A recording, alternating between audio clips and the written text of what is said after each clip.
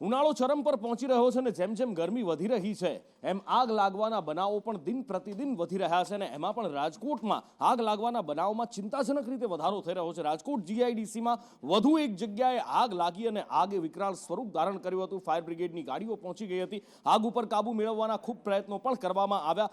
ભંગારના ગોડાઉનમાં, ભંગારના ડેલામાં આગ લાગી હોવાનું સામે આવી રહ્યું છે। મયુર પાસેથી વિગતે જાણીએ। મયુર,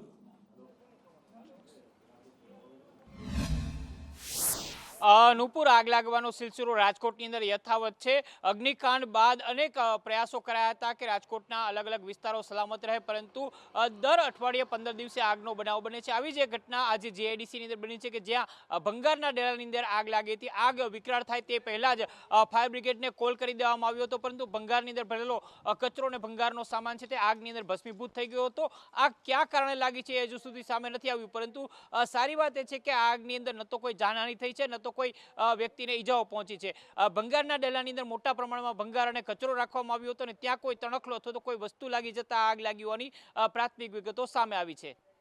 અને એવું નથી કે માત્ર રાજકોટમાં, અલગ અલગ જગ્યાએ પાછલા કેટલાય દિવસોની અંદર તમે જુઓ તો રોજ ક્યાંક ને ક્યાંકથી આગ લાગવાના બે ત્રણ, ચાર પાંચ બનાવો સામે આવતા હોય છે અને આ દ્રશ્યો એની સાબિતી આપે છે। ક્યારેક અમદાવાદની અંદર આગ લાગે છે, ક્યારેક હોસ્પિટલની અંદર આગ વડોદરામાં લાગે છે। રાજકોટના ભંગારના ડેલામાં આગ લાગી હતી, સરકારી હોસ્પિટલની અંદર પણ આગ લાગે, રિક્ષાનું ગેરેજ સળગે છે।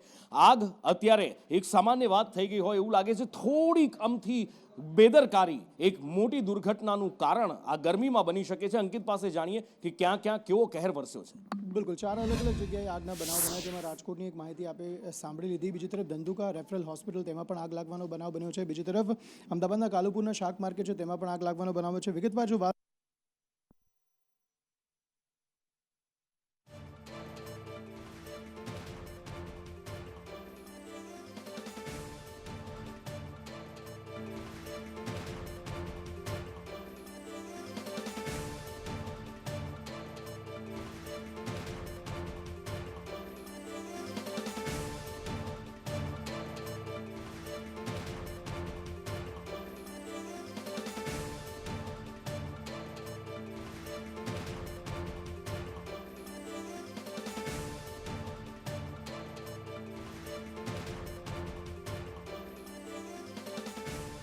બની, તેમાં ધંધુકામાં રેફરલ હોસ્પિટલમાં વાયરિંગમાં શોર્ટ સર્કિટના કારણે આગ લાગવાનો બનાવ બન્યો હતો, જેમાં 108ના કર્મચારીએ સજાગતા દાખવી, જેને કારણે આગ જે છે તે વધુ પ્રસરતા અટકી હતી ને ત્યાં આગળ જ આગ બુઝાવવાના પ્રયત્નો જે છે તે શરૂ કરી દેવામાં આવ્યા હતા। તાત્કાલિક ફાયર ફાઈટરની ટીમને બોલાવી દેવામાં આવી હતી।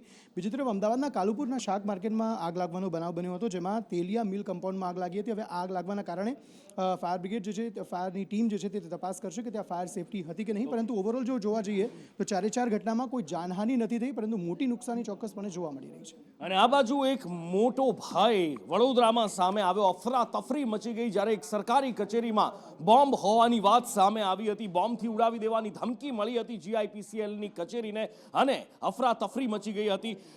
જીઆઈપીસીએલની કંપનીમાં એક ઈમેલ આવ્યો હતો અને એ ઈમેલમાં આ કચેરીને બોમ્બથી ઉડાવી દેવાની ધમકી આપવામાં આવી હતી અને એ પછી બોમ્બ સ્ક્વોડ, ડોગ સ્ક્વોડ અને પોલીસના ધાડે ધાડા ઉતરી આવ્યા હતા। આખી ઓફિસ ફંફોસી દેવામાં આવી હતી, પણ કશું જ મળ્યું નહોતું। આખરે ક્યાંથી આ ઈમેલ આવ્યો હતો, શું હતું, શું કહેવું છે સરકારી અધિકારીનું, શું કહેવું છે પોલીસ કર્મચારીઓનું, એ જોઈએ। જાણ થતાં એસઓજીની ટીમ, બીડીડીએસની ટીમ, લોકલ પીઆઈ, એસીપી, ક્રાઇમની ટીમ તમામ આવી અને અમારે જે ચેકિંગ કરવાનું કામ છે, બીડીડીએસ કરવાનું કામ, એ પણ કરવામાં આવેલ છે, પણ હાલ સુધી કોઈ વાંધાજનક વસ્તુ મળેલ નથી। અને મેલ ક્યાંથી આવેલો હતો અને કયા લોકેશન પરથી આ મેલ આવેલ છે એ બધું શોધવાનું કામ ચાલુ છે। વધુ માહિતી સાથે કૃણાલ, સહયોગી સંવાદદાતા, લાઈવ જોડાયા છે। કૃણાલ, ક્યાંથી આ ઈમેલ આવ્યો હતો, કોના દ્વારા કરવામાં આવ્યો હતો, શું કોઈ માહિતી મળી રહી છે?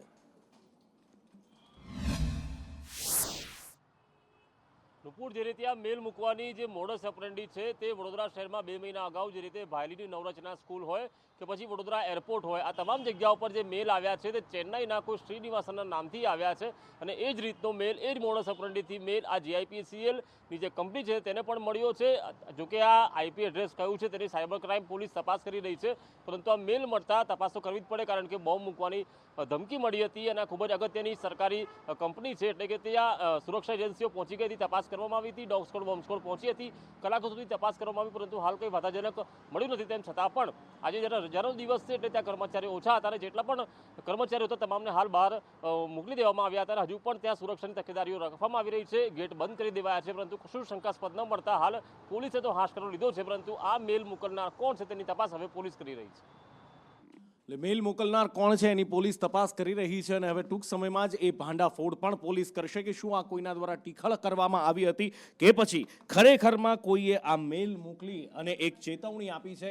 આ મેલની ગંભીરતા કેટલી છે એ અત્યારે ચકાસવામાં આવી રહ્યું છે. જો કે ગંભીરતાથી તપાસ તો કરવામાં આવી જ રહી છે અને આવનારા સમયમાં ચોંકાવનારા ખુલાસા થાય એવી પૂરેપૂરી શક્યતા પણ જોવામાં આવી રહી છે. અને હવે આગળ વાત કરવી છે ગરમીની. માઝા મુક્તિ ગરમીનો પ્રચંડ પ્રકોપ દેખાઈ રહ્યો છે. એવું નથી કે માત્ર ગુજરાતમાં કે ભારતમાં, દુનિયાભરમાં અત્યારે એ જ હાલત છે. વિંડીના માધ્યમથી મારે આપને બતાવવું છે આખી દુનિયામાં સૌથી વધારે ગરમી જો હોય તો એક ભારતની અંદર આ પોર્શનમાં દેખાઈ રહી છે. એની સાથે સાથે આફ્રિકા ખંડના કેટલાક ભાગોમાં આ ગરમી દેખાઈ રહી છે, જે કર્કવૃત અને વિષુવવૃત્તની નજીકના વિસ્તારો છે ત્યાં. અને હવે ભારતની વાત કરીએ અને એમાં પણ ગુજરાતની જો વાત કરીએ તો ગુજરાતમાં ગરમીમાંથી આંશિક રાહત મળે એવી શક્યતા હવામાન વિભાગ દ્વારા વ્યક્ત કરવામાં આવી છે.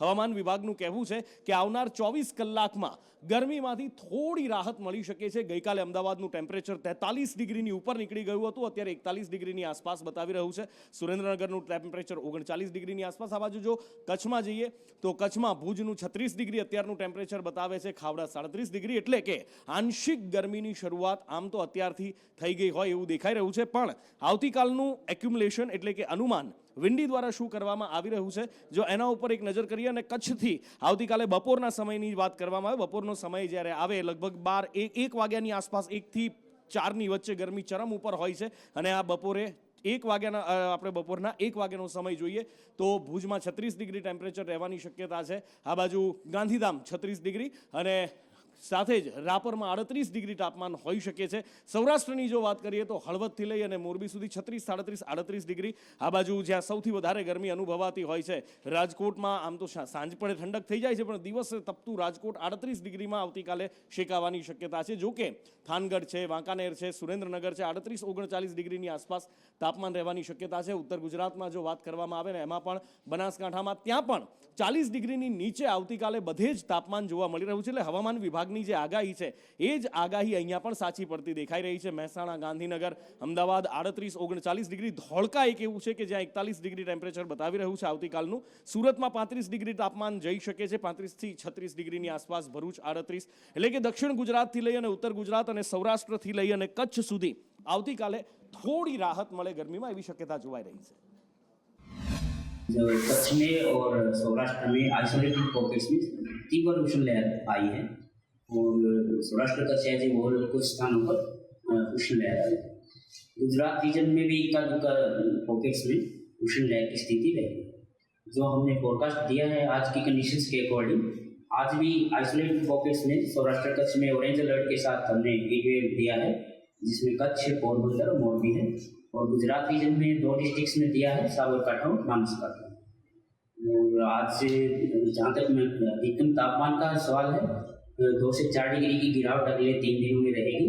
उसके बाद फिर उत्तरोत्तर वृद्धि होगी 2 से 3 डिग्री मैक्सिमम टेम्परेचर. અને હવે વાત કરવી છે અમદાવાદ શહેરની. ગુજરાત વિકાસનું ગ્રોથ એન્જિન છે, દેશનું ગ્રોથ એન્જિન છે અને ગુજરાતનું જો ગ્રોથ એન્જિન હોય તો એને અમદાવાદ કહેવામાં આવે છે. આવો રિવરફ્રન્ટ, આવો વિકાસ, આકાશને આમતી આવી બિલ્ડિંગો બીજે ક્યાંય નથી. 35, 36 ને હવે તો 40 માળ સુધીની પરવાનગીઓ, 39 માળ સુધીની પરવાનગીઓ મળી ગઈ છે.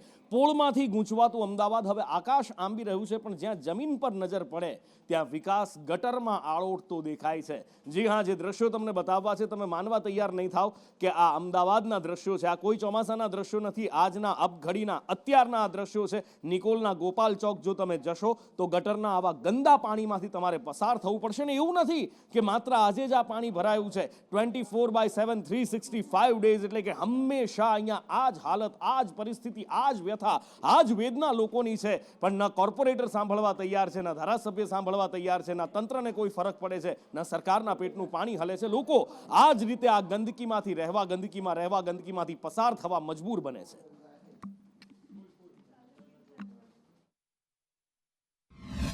1 મહિનાથી આ ગટરનું પાણી ઉભરાય છે, નથી છોકરા સ્કૂલે જઈ શકતા કે કાયમ માટે હાલવા માટે એટલો પ્રશ્ન લે કે આમાં રોડ ઉપર ખાડા પડી ગયા છે તો બધે પડી જાય. વાર રજૂઆત કરતા કોઈ આ સમસ્યાનો દૂર નથી થતું, કારણ કે કાયમના માટે ગટરનું પાણી ઉભરાય. ચોમાસામાં ઉભરાતું તો કોઈ વાંધો નહીં, પણ ગટરનું પાણી 1 મહિનાથી ઉભરાય છે. મારું તો એવું જ કહેવાનું આ બધી પબ્લિકને કે આ રસ્તો બંધ કરી દો એટલે બધા નેતા અહીંયા આવે.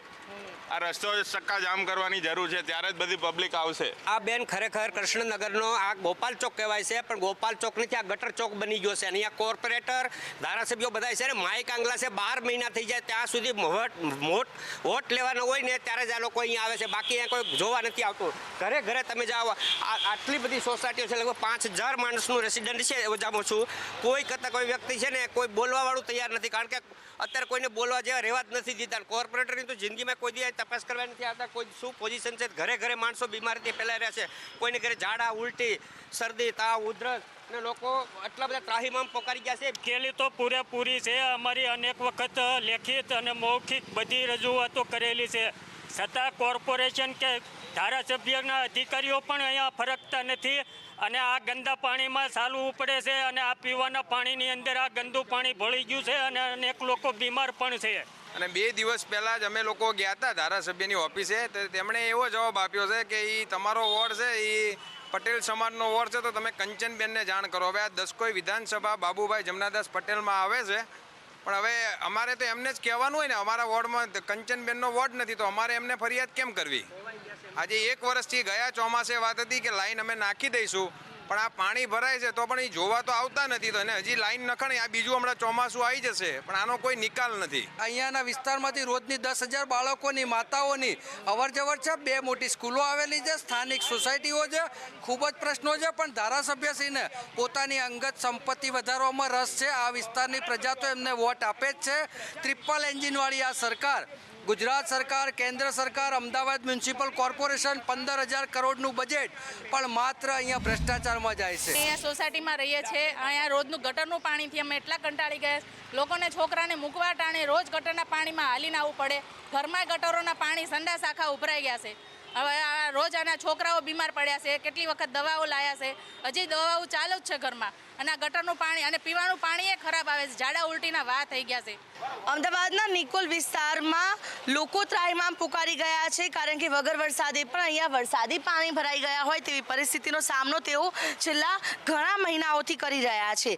જે રીતે જોઈ શકાય છે કે અહીંયા જે રીતના આખા રસ્તા ઉપર ગટરના ગંદા પાણી છે તે ફરી વળ્યા છે. રોજ સવાર પડે ને આ પ્રકારની પરિસ્થિતિનો સામનો અહીંયાના લોકો કરે છે, જેના કારણે જોઈ શકાય છે કે આસપાસની દુકાનમાં જે દુકાનદારો છે તે પોતાના વેપાર ધંધા પણ નથી કરી શકતા. તે પ્રકારની કફોડી પરિસ્થિતિ અહીંયા છે. આ જે આસપાસમાં દુકાનો આવેલી છે તે દુકાનદારોની પણ હાલત જોઈ શકાય છે કે આ ગંદા પાણીની અંદર દુકાનદારો કઈ રીતે વેપાર ધંધો કરશે. જ્યારે કોઈ 2 વ્હીલર લઈને પણ અહીંયાથી પસાર ન થઈ શકતું હોય ત્યારે કઈ રીતે અહીંયા આ પ્રકારે જે લોકોના વેપાર ધંધા કઈ રીતે ચાલી શકશે તે એક મોટો સવાલ અહીંયા થઈ રહ્યો છે. કારણ કે જોઈ શકાય છે કે સામે જ જે પ્રોવિઝન સ્ટોર આવેલી છે, જે કરિયાણાની દુકાન આવેલી છે, તમામ અનાજ પણ બહાર મૂકી રાખવામાં આવ્યું છે, પરંતુ સવાલ એ થઈ રહ્યો છે કે અહીંયા કઈ રીતે અહીંયા વેપાર લોકો કરી શકે તે પ્રકારની અનેક મુશ્કેલી છે તે અહીંયા લોકોને ભોગવવી પડે છે. ત્યારે લોકો અહીંયા હેરાન પરેશાન થતા જોવા મળી રહ્યા છે. આજે ગટરના ગંદા પાણીથી એ હદે લોકોને મુશ્કેલી પડી રહી છે કે કેટલી રજૂઆતો કરવામાં આવી છતાં પણ સમસ્યાનું તો કોઈ નિવારણ આવી જ નથી રહ્યું. અને આખરે જનતા હવે કંટાળી ગઈ છે ને જે ગોપાલ ચોક છે તેને ગોપાલ ચોક નહીં પરંતુ ગટર ચોક છે તેવી પરિસ્થિતિ જે છે. અને લોકો પણ અહીંયા કહી રહ્યા છે કે અનેક રજૂઆત બાદ પણ પરિસ્થિતિ જોખી થયો છે. સવારે 11 વાગે ગટરના પાણી રોડ ઉપર આવી જાય, રાત્રે 9 વાગ્યા સુધી આ ગટરના પાણી અહીંયા જ આ પ્રકારે રહે છે. કઈ રીતે અહીંયાથી લોકોને અવરજવર કરવી તે સૌથી મોટો મુખ્ય પ્રશ્ન હાલ બનતો જોવા મળી રહ્યો છે. કેમેરા પર્સન પુખરાજ શર્મા સાથે આયુષી યાજ્ઞિક, સંદેશ ન્યૂઝ, અમદાવાદ. એટલે તંત્ર કરે છે શું? સવાલ એ થાય, ના લોકોની વેદનાની ચિંતા છે, ના આ બાજુ ખનીજ માફિયા ઉપર કોઈ લગામ કસવામાં આવે છે. ઠાસરામાં નદી ઉપર એક આખો બ્રિજ બનાવી દેવામાં આવ્યો હતો અને તંત્ર ઊંઘતું રહ્યું અથવા તો તંત્રના અધિકારીઓ આંખ આડા કાન કરીને બેઠા રહ્યા. ખબર નહીં કોનો શું સ્વાર્થ સધાતો હશે. આ એ બ્રિજ છે જે સંદેશ ન્યૂઝે જેનો ભાંડાફોડ કર્યો હતો અને સંદેશ ન્યૂઝે ભાંડાફોડ કર્યા પછી તંત્ર હરકતમાં આવ્યું. ગાંધીનગર સુધી જે એક હડકંપ આવ્યો અને એ પછી હવે આ બ્રિજ તોડવામાં આવ્યો છે. કરુણેશ પાસેથી વિગત જાણીએ.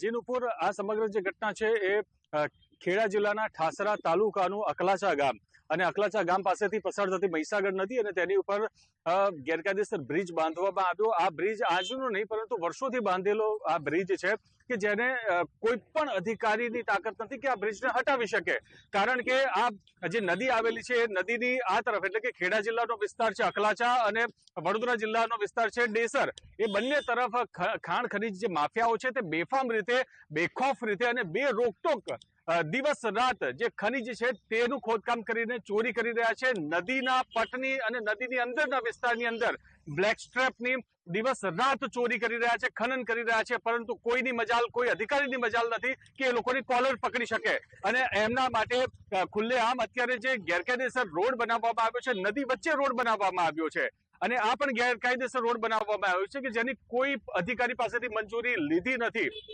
ત્યારે આ સમગ્ર બાબતે જ્યારે સિંચાઈ વિભાગના અધિકારી સાથે વાત થઈ ત્યારે તેમણે પણ જણાવ્યું કોઈ પણ પ્રકારની મંજૂરી લીધી નથી અને ગેરકાયદેસર રોડ બનાવવામાં આવ્યો છે. તપાસ કરતા જો આવું કંઈ જાણવા મળશે તો કાર્યવાહી હાથ ધરાશે. એટલે કે અધિકારીઓને કોઈ પણ વાતની આવું કોઈ પણ ગેરકાયદેસર પ્રવૃત્તિ થતી હોય તો એમને ક્યારેય કોઈ જાણ જ નથી હોતી, કારણ કે એમના આંખે પટ્ટી બંધાઈ ગઈ હોય છે કે બાંધી દેવામાં આવી હોય છે. ત્યારે હવે જ્યારે સંદેશ ન્યૂઝ આ પ્રકારના અહેવાલ પ્રસારિત કરે છે ત્યારબાદ કાર્યવાહી કરવામાં આવે છે. હાલ કાર્યવાહીના ભાગરૂપે આ જે બ્રિજ તોડવામાં આવ્યો છે, આખો 2 કિલોમીટર લાંબો બ્રિજ, પરંતુ તે બ્રિજમાં ફક્ત ખાલી 10 ફૂટ તોડવામાં આવ્યો છે. એટલે કે એક જ ભૂંગળું હટાવીને ખાલી તંત્રના આંખે ધૂળ ઝોકવા માટેની કામગીરી થઈ હોય તે પ્રકારનું અહીંયા જોવા મળી રહ્યું છે. બિલકુલ તોડવામાં આવ્યો છે. જ્યારે આ મામલો શાંત થશે ત્યારે ફરી એકવાર આજ બ્રિજ બનાવી દેવામાં આવશે અને બે રોકટોક ત્યાંથી ખાણ ખનીજ ચોરી કરીને વહન કરવામાં આવશે. બિલકુલ કરુણેશ, આપ જોડાયેલા રહેશો અમારી સાથે. અત્રેની કચેરીથી સ્થળ નિરીક્ષણ કરાવી, સ્થળ તપાસ કરાવી, કોને બનાવ્યો છે અને નદીના પ્રવાહને અડચણ કરે છે કે નથી એ જોઈ અને એનો અહેવાલ તૈયાર કરી અને અમે જરૂરી કાર્યવાહી કરીશું.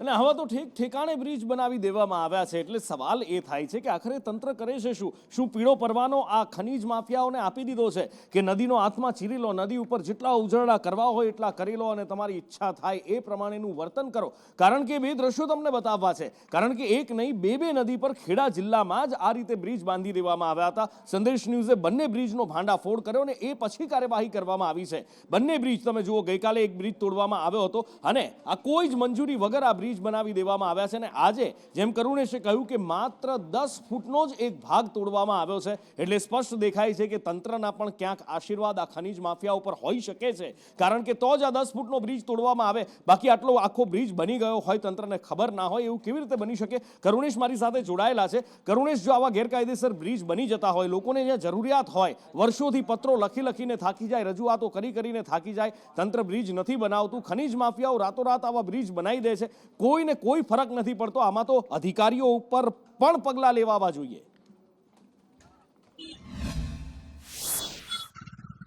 બિલકુલ સાચી વાત છે, અધિકારીઓ ઉપર પણ પગલાં લેવા જોઈએ, કારણ કે અધિકારીઓને ખબર હોય છે કે આ પ્રકારનો બ્રિજ બન્યો છે, ગેરકાયદેસર છે, કોઈ પણ પ્રકારની મંજૂરી નથી અને જે પણ લોકો આ બ્રિજ પરથી અવર જવર કરે છે તે લોકોને પણ જીવનું જોખમ છે, નુકસાન છે, છતાં પણ કોઈ પણ પ્રકારની એ બ્રિજ હટાવવાની કામગીરી નથી કરી રહ્યા.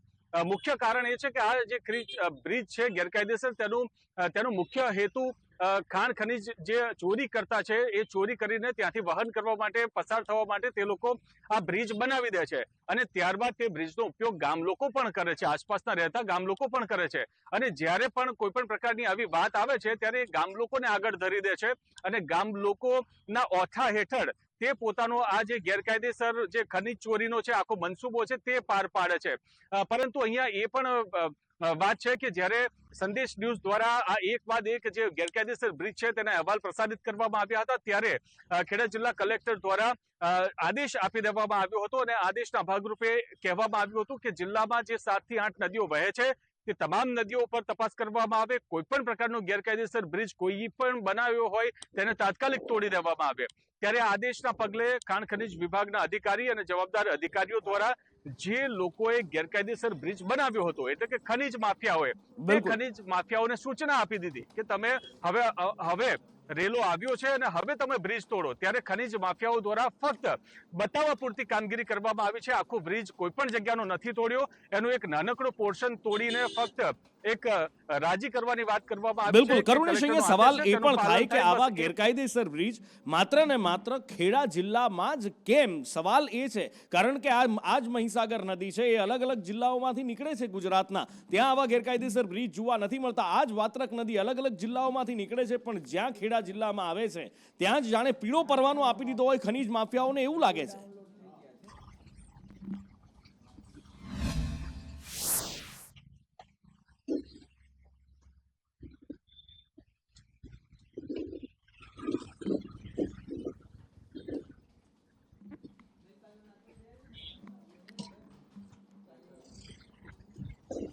જી કરુણેશ.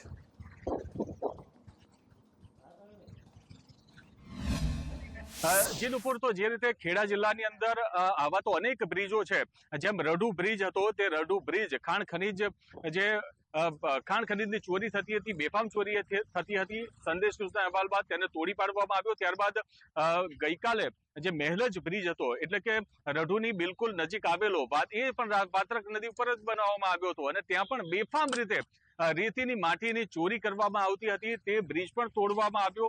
ફક્ત એક રઢુનો બ્રિજ આખો તોડવામાં આવ્યો, પરંતુ આ સિવાય જિલ્લાની અંદર જે રીતે ખાણ ખનીજ વિભાગના અધિકારી સાથે ટેલિફોનિક વાતચીત થઈ ત્યારે તેમને જણાવ્યું હતું કે જિલ્લાની અંદર અમે કામગીરી કરી છે અને લગભગ 6 થી 7 ગેરકાયદેસર બ્રિજ તોડી પાડ્યા છે. આ તમામ જે બ્રિજ છે તેની વાત કરીએ તો એ ફક્ત નામ પૂરતા અને ફક્ત દેખાડા પૂરતા તોડવામાં આવ્યા છે. આખા બ્રિજ કોઈ પણ જગ્યાના તૂટ્યા નથી. એ એટલા માટે કારણ કે એમને ખબર છે કે થોડા દિવસમાં મામલો શાંત પડી જશે અને મામલો જેવો શાંત પડે એવું તરત જ ફરી એકવાર 1 કે 2 પાઇપો કાઢી હશે એ ફરી એકવાર લગાવી દેવામાં આવશે અને ફરીવાર એ બ્રિજ હતો તેવો બનાવી દેવામાં આવશે અને તેમની ગેરકાયદેસર પ્રવૃત્તિઓ છે તે શરૂ થઈ જશે. અને આગળ વાત કરવી છે હવે સુરતની. સુરતમાં એક ષડયંત્ર રચવામાં આવ્યું હોય એવું દેખાઈ રહ્યું છે અને આ ષડયંત્રનો ભોગ અધધ લોકો બન્યા છે. 100 થી 120 લોકો આ ષડયંત્રનો ભોગ બની ગયા, જેમાં 4 લોકો તો આઈસીયુમાં પહોંચી ગયા છે. એક ડાયમંડ કંપનીમાં પાણી પીધા પછી કેટલાક લોકો ટપોટપ બીમાર પડવા લાગ્યા, શ્વાસ લેવામાં તકલીફ થવા માંડી, બીજી શરીરમાં અનેક તકલીફો ઊભી થઈ જવા માંડી અને પછી જ્યારે તપાસ કરવામાં આવી તો ચોંકાવનારું સત્ય સામે આવ્યું કે પાણીમાં ઝેર ભેળવવામાં આવ્યું હતું. અને આ જ દિશામાં પોલીસ અત્યારે તપાસ કરી રહી છે. પોલીસ તપાસમાં સામે આવ્યું છે કે થોડા દિવસ પહેલા આ કંપનીમાં કોઈ 2 વર્કર વચ્ચે અંટસ થઈ હતી, એમની વચ્ચે કોઈ બોલચાલ થઈ હતી, એમની વચ્ચે કોઈ ઝઘડો થયો હતો. શું આમાં આ ઝેર ભેળવવામાં કોઈનો એ બેમાંથી કોઈનો હાથ છે કે પછી કોઈ ત્રીજું ષડયંત્ર રચવામાં આવ્યું હતું, એ દિશામાં અત્યારે તપાસ થઈ રહી છે. કાપોદ્રાના આ જ ફેક્ટરીની અંદર 118 લોકોની હત્યા કરવાના પ્રયાસ કરવામાં આવ્યા હતા અને અત્યારે પોલીસ છે તે ઘટના સ્થળે પહોંચી છે. જોઈ શકાય છે કે પોલીસ છે તમામ દિશામાં તપાસ કરી રહી છે, સીસીટીવીના આધારે પર તપાસ કરી રહી છે, પરંતુ જે કુલરની અંદર જે ઝેરી દવા નાખવામાં આવી હતી એ કુલરની પર તપાસ કરવામાં આવી રહી છે. સાથે જ વાત કરીએ તો રિપોર્ટ છે તે એફએસએલમાં મોકલી આપવામાં આવ્યો છે. સીસીટીવી જે કહેવાય કે કુલરની પાસે નહીં મળવાના કારણે જે કહેવાય કે પોલીસને જે કહેવાય કે તકલીફો પડી રહી છે. અત્યારે જોઈ શકાય છે કે કઈ રીતના પોલીસ છે તે જે માલિકની છે તે પણ એની પર સતત પૂછપરછ કરી રહી છે અને રજીસ્ટર છે તે પણ ચેક કરી રહી છે. 118 લોકોને મારી નાખવાની જે કહેવાય કે કોશિશ કરવામાં આવી હતી તે દિશામાં તપાસ હાથ ધરી કે ખરેખર આવું કૃત્ય કર્યું હોય તો કોણે કર્યું હોય, શા માટે કર્યું હોય. બીજી બાજુ વાત કરીએ તો થોડા દિવસ અગાઉ પણ આ જ કારખાનાની અંદર 2 રત્ન કલાકારોનો ઝઘડો થયો હતો. એ ઝઘડાની અદાવતને પણ પોલીસ છે તે જે દિશામાં તપાસ હાથ ધરી રહી છે. પોલીસ આશંકા વ્યક્ત કરી રહી છે કે આ જે કારીગર છે તેમણે જ આ ઘટનાને અંજામ આપ્યો હોય. અત્યારે જોઈ શકાય છે કે માલિકની સતત પૂછપરછ કરાઈ રહી છે. પીએસઆઈ સાહેબ છે તેમની સાથે જાણવાના પ્રયાસો કરીશું. સાહેબ, કઈ રીતના અત્યારે તપાસ, શું પૂછપરછ ચાલી રહી છે? જોઈ શકાય છે કે અત્યારે પોલીસના અધિકારી છે સતત માલિકને પૂછપરછ કરી રહી છે, કારણ કે જે ઘટના બની છે ખૂબ જ ગંભીર ઘટના કહી શકાય, કારણ કે આ રીતનું કૃત્ય કરવાનું કારખાનાના તમામ લોકો છે ત્યાં પાણી પીતા હતા. 150 જેટલા કારીગર કામ કરતા હતા અને તેની અસર છે તે 118 લોકોને થઈ છે. અને સાથે જ વાત કરીએ તો 6 લોકોને તો આઈસીયુમાં દાખલ કરવાની પણ ફરજ પડી છે અને તેમની તબિયત છે તે અત્યારે નાજુક હોવાનું જાણવા રહ્યું છે. હાલ તમામ મામલે તમામ દિશામાં પોલીસ તે તપાસ કરી રહી છે કે ખરેખર આ રીતનું કૃત્ય કર્યું હોય તો કોણે કર્યું અને શા માટે. કેમેરા પર્સન ભૂષણ ચૌધરી સાથે મનીષ પરમાર, સંદેશ ન્યૂઝ, સુરત.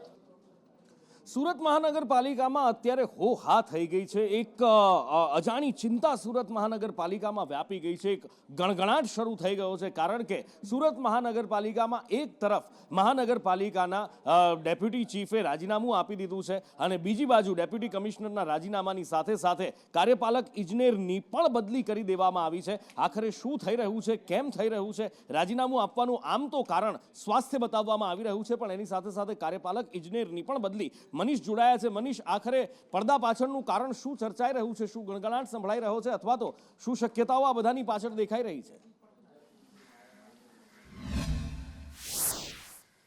જી બિલકુલ, વાત કરીએ તો સુરત શહેરના આરોગ્ય વિભાગમાં ડેપ્યુટી કમિશનર તરીકે ફરજ બજાવતા આશિષ નાયકે છે તે સ્વૈચ્છિક રાજીનામું આપી દીધું છે. આશિષ નાયક છે તેની ઉંમર 55 વર્ષની આસપાસ છે. આશિષ નાયકને જ્યારે પૂછવામાં આવ્યું કે તેમણે સ્વૈચ્છિક રાજીનામું કેમ આપ્યું, તો તેમણે જણાવ્યું હતું કે તેમનું બ્લડ પ્રેશર અને તેમને શુગરની બીમારી છે, જેથી તેઓ સમય નથી આપી શકતા. તેને લઈને તેમણે રાજીનામું આપ્યું છે. પરંતુ હકીકત બીજી જ કંઈ હોવાની દાવો કરવામાં આવી રહ્યો છે, કારણ કે જે રીતના આશિષ નાયકને લોકો ઓળખે છે અને આશિષ નાયકનો સ્વભાવ છે તે બિલકુલ સતત કામને સાથે વળગી રહેતા હતા. અચાનક જ રાજીનામું આપતા અનેક સવાલ જવાબ ઉઠી રહ્યા છે, કારણ કે 55 વર્ષની ઉંમર હોય અને સતત મહાનગરપાલિકામાં પોતે ફરજ બજાવી રહ્યા હતા, ત્યારે આ જે કહેવાય કે તેમણે રાજીનામું આપી દેતા અનેક ચર્ચાનો વિષય બન્યો છે. સાથે જ અત્યાર સુધીમાં તેમનું રાજીનામું નથી સ્વીકારવામાં આવ્યું. બીજી બાજુ વાત કરીએ તો અન્ય એક અધિકારી છે, સોલિડ વેસ્ટના કાર્યપાલ ઇજનેર છે, તેમની પણ બદલી કરવામાં આવી છે. જ્વલન નાયકની તાકીદ અસરથી બદલી કરવામાં આવી છે, તે પણ ચર્ચાનો વિષય બન્યો છે. મહાનગરપાલિકામાં વર્ષોથી જે ફરજ બજાવતા આશિષ નાયકની બદલીને લઈને અનેક સવાલો ઉઠી રહ્યા છે.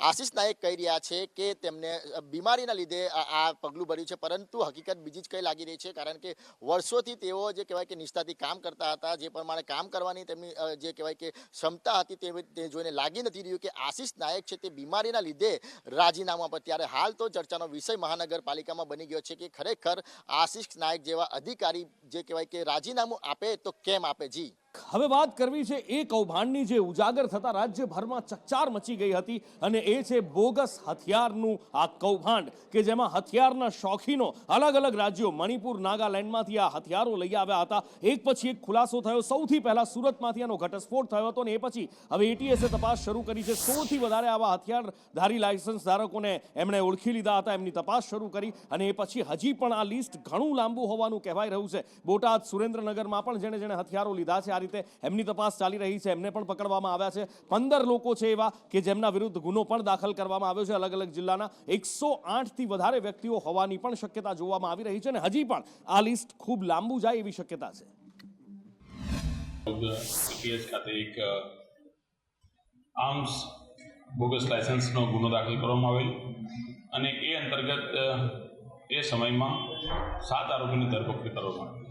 એ 7 આરોપીના 11 દિવસના રિમાન્ડ હતા. રિમાન્ડ દરમિયાનમાં વધુ 16 આરોપીની જાણકારી મળેલ છે, અને 16 આરોપીઓ પાસેથી હથિયાર રિકવર કરવામાં આવેલ છે, અને 16 આરોપીની વધુ ધરપકડ કરવામાં આવેલ છે. આ તમામ આરોપી પાસેથી ટોટલ 15 હથિયાર રિકવર કરવામાં આવેલ છે, અને 489 અને કારતૂસ રિકવર કરવામાં આવેલ છે.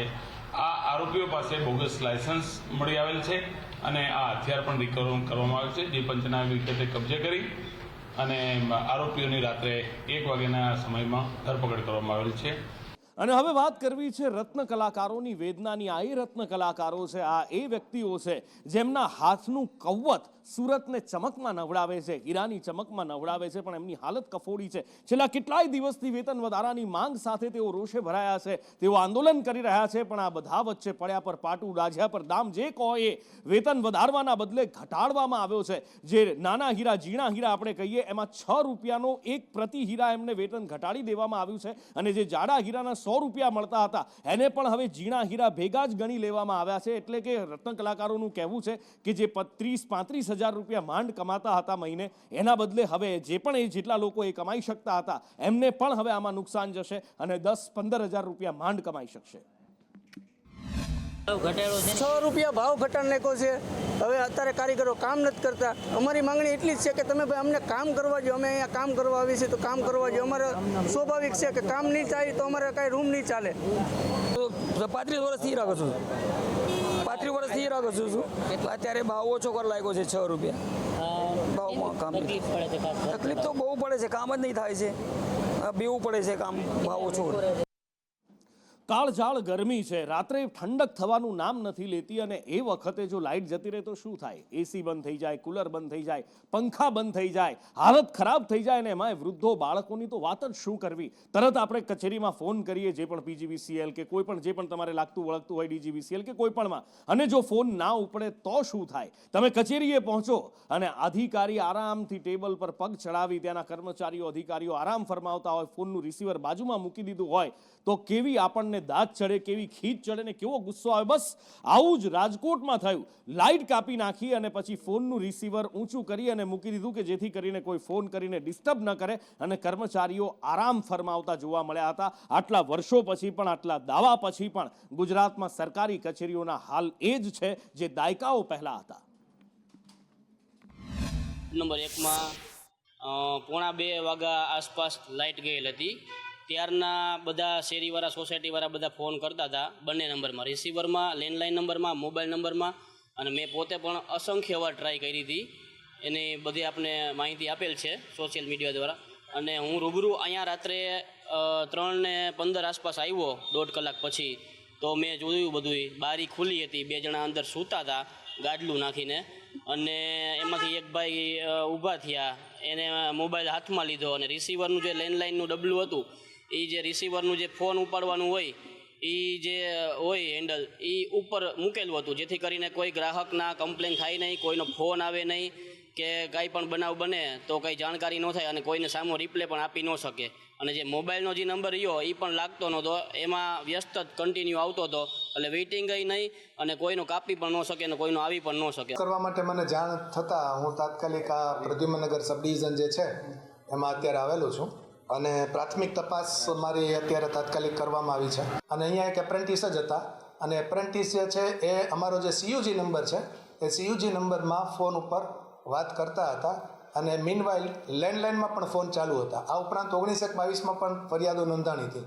એટલે ફરિયાદો, અનેક ફરિયાદોના એક સાથે ફોન આવતા એને અત્યારે એવું જણાય છે કે એક ફોન જે છે એના ઉપર એની વાત ચાલુ હતી અને બીજા ફોન ઉપર એને ફોન ન લઈ શકે એવું કદાચ કરેલું હોય, પણ જે યોગ્ય નથી અને અમે એના ઉપર નિયમ પ્રમાણે તાત્કાલિક પગલાં પણ લઈશું. રાજકોટ PGVCLના કંટ્રોલ રૂમની બેદરકારી જે છે તે સામે આવી છે. આપ જે પ્રકારે દ્રશ્યો જોઈ રહ્યા છો તે ફરિયાદ નિવારણ કેન્દ્રના છે કે જ્યાં કંટ્રોલ રૂમ આવેલો છે, જ્યાં ટેકનિકલ કોઈ પણ જે લાઇટને લઈને, કોઈ વીજને લઈને પ્રશ્ન થતા હોય છે ત્યારે કંટ્રોલ રૂમની અંદર ફોન જે છે તે કરવાના હોય છે. પરંતુ જે આ જામ ટાવર પાસે આવેલી આ કચેરીના વિઝ્યુઅલ અત્યારે આપને હું દેખાડી રહ્યો છું કે જ્યાં રાત્રિ દરમિયાન જે કર્મચારીઓ જે છે તે રિસીવર જે અહીંયા પડેલું છે તે રિસીવર ઉપર મૂકીને સૂઈ જતા હોય તેવા આક્ષેપો થયા છે. અને ગઈકાલ રાત્રે આ પ્રકારે એક વિડીયો જે છે તે જાગૃત ગ્રાહક જે છે તેમના દ્વારા બનાવવામાં આવ્યો હતો. અધિકારીઓ જે છે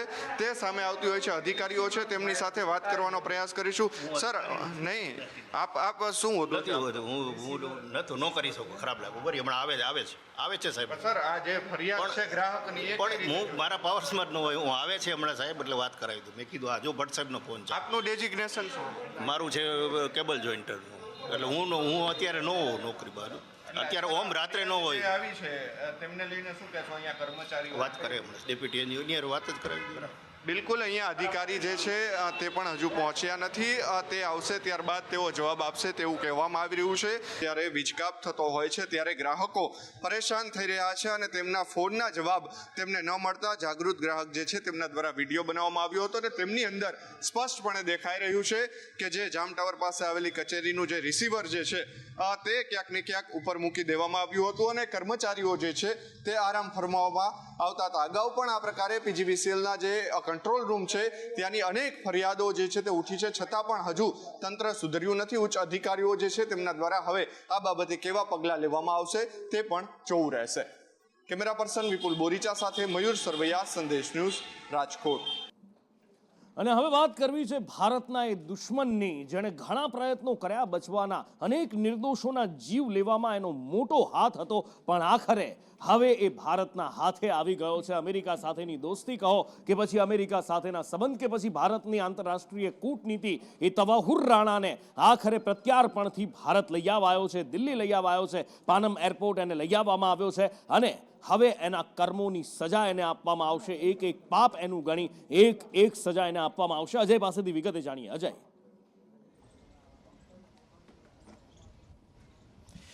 देखिए, निश्चित तौर पे तवाहुर राणा को लेकर के तमाम सारी तैयारियां जो एनआईए मुख्यालय के सामने होनी चाहिए वो सामने आप देख सकते हैं कि ये एनआईए का मुख्यालय है जहां पर तवाहुर राणा को लाया जाएगा और खास करके मुंबई क्या संलिप्तता रही है उसकी जांच पड़ताल की जाएगी. लेकिन फिलहाल कहा जा रहा है कि पालम एयरपोर्ट पे जब वो आएगा तो भारी सुरक्षा व्यवस्था के बीच उसे यहीं लाया जाएगा. सबसे पहले उसका मेडिकल कराया जाएगा और मेडिकल के बाद उसे पटियाला हाउस जो कोर्ट है फिजिकली या वर्चुअली वहाँ पे प्रोड्यूस किया जाएगा.